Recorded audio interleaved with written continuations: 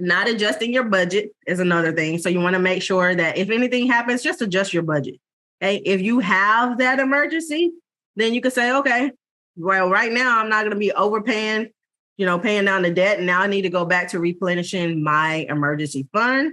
Or this came in unexpectedly. I don't have enough in my emergency fund, but I do have some. But I now need to move a few other things around so that I can, pay for this. And working with the budget allows you to see where your money's going so you can move things around. Okay. So make sure you do adjust the budget for whatever happens. Okay. If you get a new job, you're making less.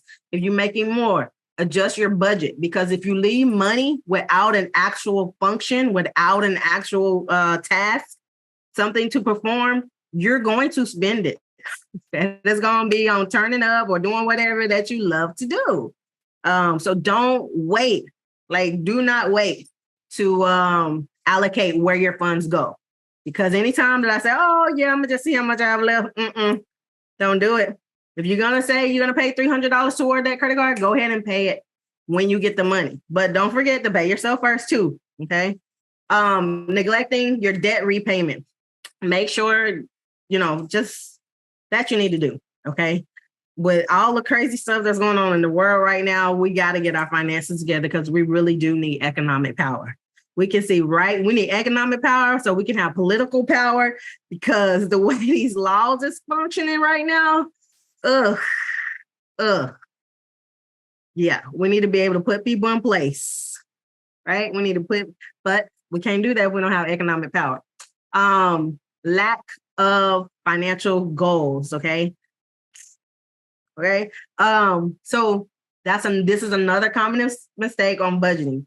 Your budget, you don't want to just be budgeting for the sake of budget.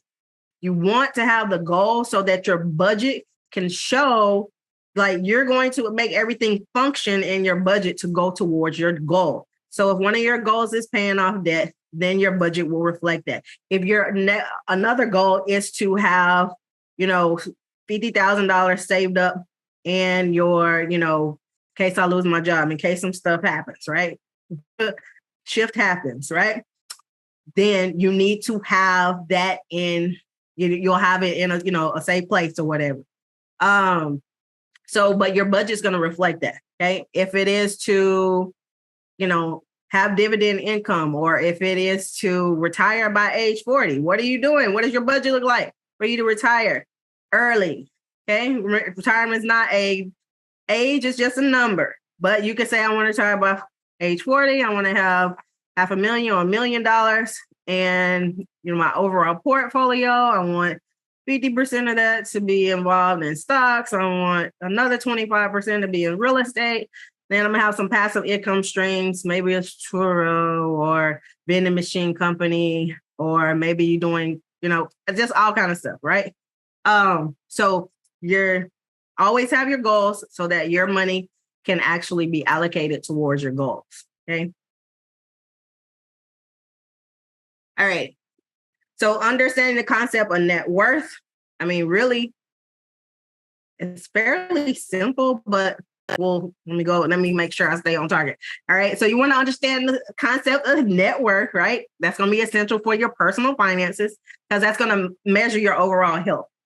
It really is. The actual next slide, I love the picture on the next slide, because you want your assets to be more than your liabilities, but you have to look at all that.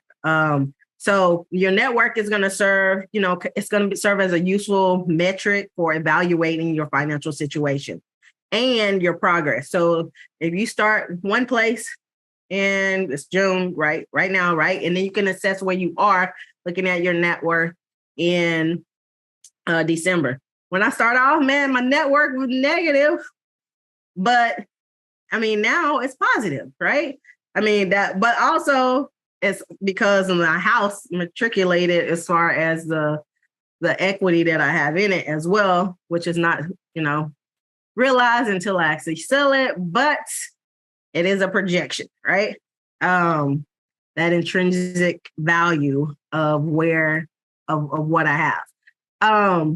So you want to use that because it's going to indicate your overall value, going to tell you what financial resources that you have. And it can help you just assess your goals, track your progress, and then you can make some informed decisions. Okay. So by regularly calculating your net worth, you're going to be able to monitor your changes. All right. You're going to be able to look at those tangible assets. Remember, tangible are the things that we can touch, we can see. And then and you'll be able to see what the intangible assets are, like your intellectual property. And that's something that I think I haven't even thought of. Like, how do we assess what our intellectual property? I actually just read an article that Overstock.com bought Bed Bath & Beyond's intellectual property for $21.5 million. So now instead of them calling themselves Overstock.com, they're going to be utilizing Bed Bath & Beyond's domain, and they have all access to their intellectual property. And so, so you need to assess that because it does count, right? Copyrights and patents as well. All right. You better believe it, because they did file for bankruptcy, but that helped them on the way out. I'm pretty sure it helped them. But now that stock is a penny stock. So yeah, that's totally messed up. Lots of lives, lots of lives, but they still, people will still be all right. At least the owners at the top, I put it like that. And the preferred stockholders, y'all know they got paid. All right. So that's a little bit about your net worth. All right. So your key components to the net worth. Okay. Looking at how your assets and your liabilities are going to be your key components that contribute to the calculation of your net worth. Okay. So again, your assets, everything that holds value. Okay. And that's going to encompass, a lot of things: your cash, your investments, your real estate, personal belongings. Okay. Think about if you have gold or, I have a grandbaby piano, so that's part of it. I have artwork. I don't know how I got into artwork. I just started wanting stuff. I wanted to have an estate. Okay. So things that are resellable, right? Like they're actually worth something. When you see in the newspaper, you have those estate sales, right? Any other valuable possessions. You might have some jewelry that's hand down that might be worth, something because it's been passed down, over the ages. It can include your stocks, bonds, okay? Properties that you own, vehicles, okay? Valuable collectibles that you have. You never know. You never know. I don't know if the little those little pop figurines, will they ever be worth something? Who knows, right? Baseball cards. There's all kinds of things that some people will pay a lot for. And then you have your liabilities. A 95 Impala.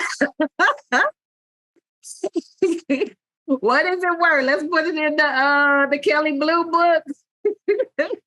You never know. Look, hey, you never know. So you can get something. I actually had we had a signed baseball by Tommy Lasorda. He was famous baseball coach. I don't know if he played or not because I'm not a big baseball player, but I just know he was like a top name in baseball.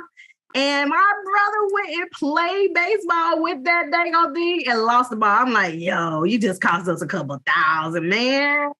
Like, we could probably got something for that because my mom used to work for the railroad. And so they had, seats. So we used to get to go to different games. But I do have another baseball that's signed by one of the Astro players. So I was probably worth a couple of $100 or whatever. So you just never know. Just never know. You might need to fork it over, but that's part of your collectible, your valuable items. Okay.